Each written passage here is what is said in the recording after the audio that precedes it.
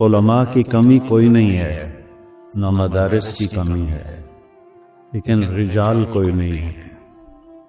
وہ لوگ وہ نوجوان جو اللہ کے سامنے کھڑے ہوں تو اللہ بھی کہے تو خدا بندے سے خود پوچھے بتا تیری رضا کیا ہے، میرا بندہ بول کیا چاہتا ہے۔ فتوحات ہو گئی، کیسر و کسرا ٹوٹ گئے، خزانے آئے، کسرا کا تخت تاقدیس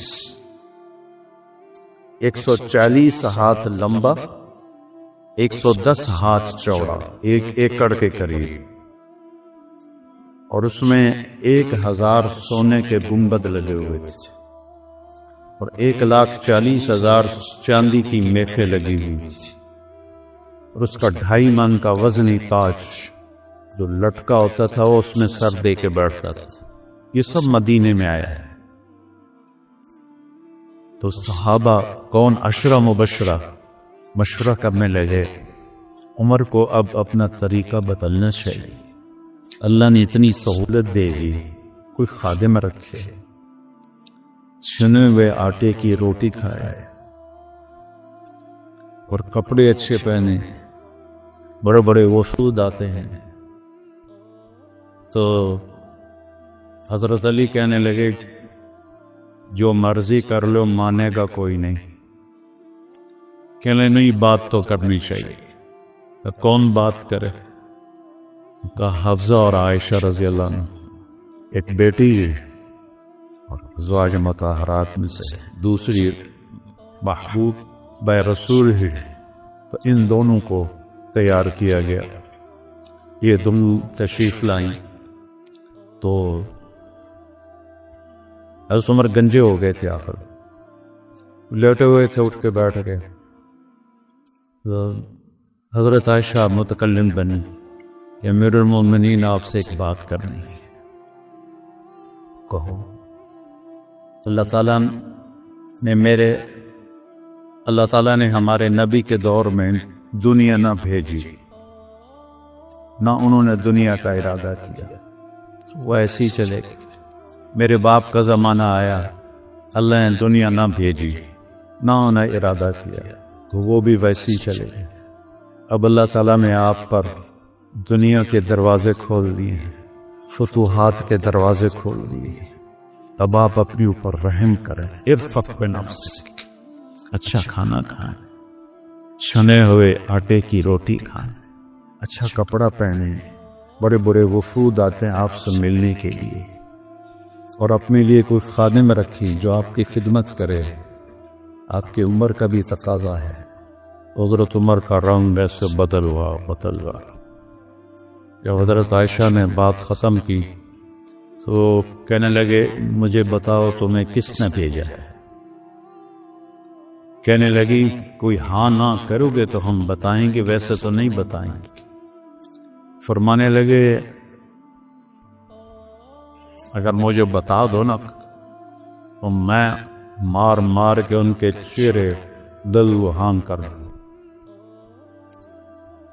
تو پھر وہ رو پڑے، پھر کہنے لگے حفصہ تو گھر والی ہے نا؟ بتا اللہ کے نبی نے دن میں کبھی 2 دفعہ کھانا کھایا، صبح کھایا تو شام نہیں کھایا، شام کھایا تو صبح نہیں کھایا۔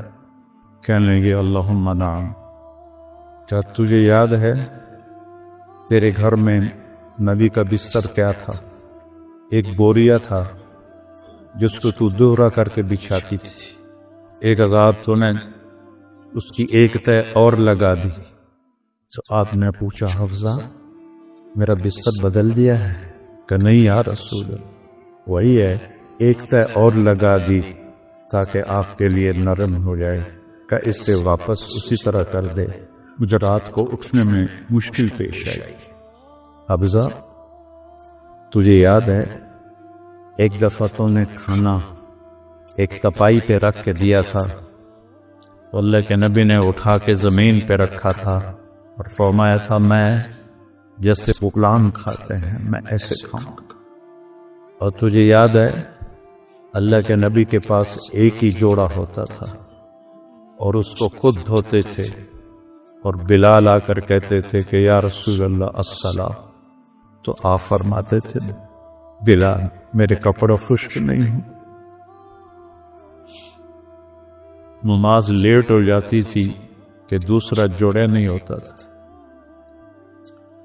کہنے لگی جی ہاں، کیا تجھے یاد ہے کہ ایک دفعہ جوڑا بھی نہیں تھا، رات میں ایک انصاری عورت سے چادر منگوائی تھی اور وہ لپیٹ کر جا کے نماز پڑھائی تھی، وہ تمہیں یاد ہے؟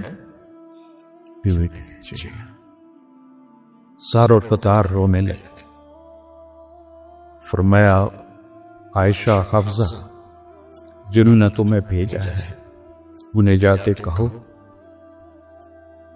کہ 3 دوست ہیں جو ایک منزل کی طرف چلے، پہلا چلا وہ پہنچ گیا، دوسرا چلا وہ بھی پہنچ گیا، اب تیسرا راستے میں ہے، ان کی راہ پر چلے گا تو ان تک پہنچے گا، اگر اس سے ادھر ادھر ہوا تو پھٹک جائے گا۔ الذی نفسی بیدی لأکرہن نفسی علی ما انا علیہ، اس ذات کی قسم جس کے قبضے میں میری جان، میں اپنی جان کو اسی طرح کھپاؤں گا جس پر میں ہوں، یہاں تک کہ میرا اللہ مجھے میرے ساتھیوں سے ملا۔ جب خنجر لگا اور امید کوئی نہ رہی بچنے کی تو آپ نے عبداللہ بن عمر کو بلایا اور فرمایا کہ جاؤ اما عائشہ سے کہو کہ عمر امیر المومنین نہ کہنا، اب میں امیر المومنین نہیں ہوں۔ عمر اپنے ساتھیوں کے پڑوس میں قبر کی جگہ چاہتا ہے۔ جب وہ تشریف لے گئے تو حضرت عائشہ بھی رو رہی تھی، انہوں نے یہ روتے ہوئے عرض کیا اماں جان میرا باپ عمر بن خطاب اپنے ساتھیوں کا پڑوس چاہتا ہے۔ تو حضرت عائشہ پھر رونے لگی کہ یہ جگہ تو میں نے اپنے لیے رکھی ہوئی تھی کہ میں اپنے باپ اور خامند کے ساتھ میری قبر بن جائے، لیکن عمر مجھ سے زیادہ حقدار ہے، مرحبا بہ۔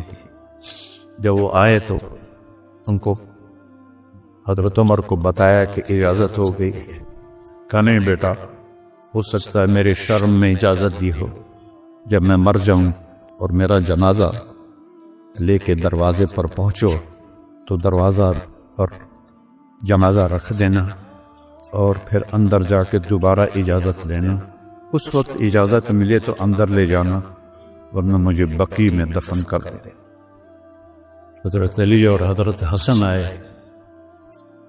تو گھبراہٹ دیکھی، حضرت علی نے فرمایا موت سے ڈر گئے؟ تو سن نہیں، موت سے نہیں، ما بعد الموت سے ڈر رہا۔ کون ہے؟ لو کان بعدی نبی لکان، بول لکان عمر، کہہ رہا موت نہیں، موت کے بعد سے ڈر رہا۔ تو حضرت علی نے فرمایا نہ ڈرو، میں گواہی دیتا ہوں، میں نے اپنے نبی سے سنا کہ سیدہ قبول اہل الجنت ابو بکر و عمر۔ حضرت عمر کہنے لگے حشر کے دن گواہی لوں؟ فرمائے میں بھی دوں گا، میرا بیٹا حسن بھی دے گا ساتھ۔ وہ تشریف لے گئے، پیچھے موت کے آثار نظر آئے، تو ان کا گود میں سر تھا بیٹے عبداللہ بن عمر کی، تو کہنے لگے دانی علی الارض، وہ یہ زمین پر ڈالا، تو ان کا دل نہیں مانا تو ان نے پنڈلی پہ سر رکھ دیا، لگے بھائی تیرا ناس ہو، سنتے نہیں ہو کیا کہہ رہا ہوں، زمین پہ ڈال۔ آپ مسجد میں داخل ہوئے، آپ کے دائیں طرف ابو بکر تھے، بائیں طرف عمر، آپ نے فرمایا ہمیں دیکھ رہے ہو؟ صحابہ سے کہا جی، کہا کذا نحشر یوم القیامہ، اس طرح ہم معاشر میں اٹھیں گے کہ میرے دائیں ابو بکر ہوگا اور بائیں میرے عمر ہوگا۔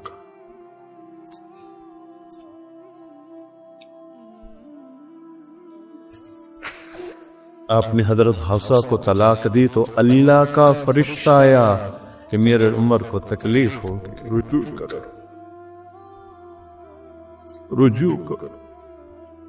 اپنے نبی کی منشا کے خلاف اللہ نے فیصلہ لیا کہ میرے عمر کو تکلیف ہوگی، رجوع کرو، تو آپ نے رجوع فرمایا۔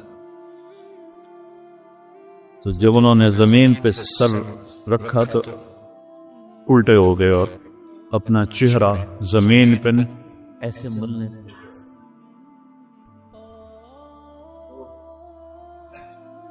ویل لک ولأمک یا عمر ان لم یغفر لک رب، ویل لک ولأمک یا عمر ان لم یغفر لک رب، ویل لک ولأمک یا عمر ان لم یغفر لک ربک۔ یہی کہتے کہتے جان نکل گئی تو برٹن رسل نے کہا، جو ایک دہریہ تھا، انگریز مفکر، اگر ایک عمر اور ہوتا تو پوری دنیا میں اسلام ہو